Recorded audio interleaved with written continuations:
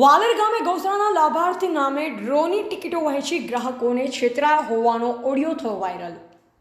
ડ્રોના આયોજક અશોક માળી અને વાલેર ગામે મહંત વચ્ચે વાતચીત થતી હોવાનો ઓડિયો સોશિયલ મીડિયામાં વાયરલ થતાં ચકચાર મચી જવા પામ્યો।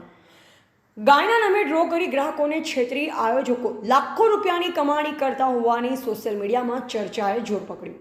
વાલેર ગામના મહંત પણ આયોજકો દ્વારા ગૌશાળાના લાભાર્થી ડ્રો કરી ગ્રાહકો સાથે છેતરપિંડી આચરતા હોવા છતાં કોઈ જ કાર્યવાહી ન કરી, જેને લઈ પણ મહંતની ભૂમિકા શંકાસ્પદ। હજુ પણ ત્રીજો ડ્રો રામપુરા ખાતે યોજાવાની જાહેરાત કરવામાં આવી છે।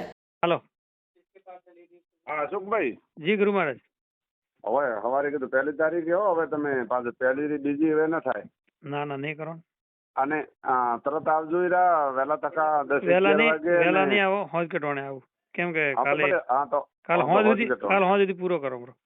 હોય અને શું મારે પાછો તરત જ લગભગ સોમવારના કે મંગળવારના તો ડાયરેક્ટ ઓગળીજો કરવો હોય। કોઈ વાંધો નહીં કાલ પટી હા નકર શું હોય હમણાં બેંકમાં ના ખાવા પર આ ગૌશાળાના ખાતામાં પણ પછી એમાંથી ઉપાડી નાખા। ના એટલે હા અને મારે કતરા રોકડા આવે ઓગળીજો કતરા જલ્દી ખાતામાં કરો. વે પણ કાલ હોજ સુધી કરો બ્રો ક્લિયર। હો અહેવાલ અમૃત માળી, સંબંધ ભારત ન્યૂઝ, ડીસા।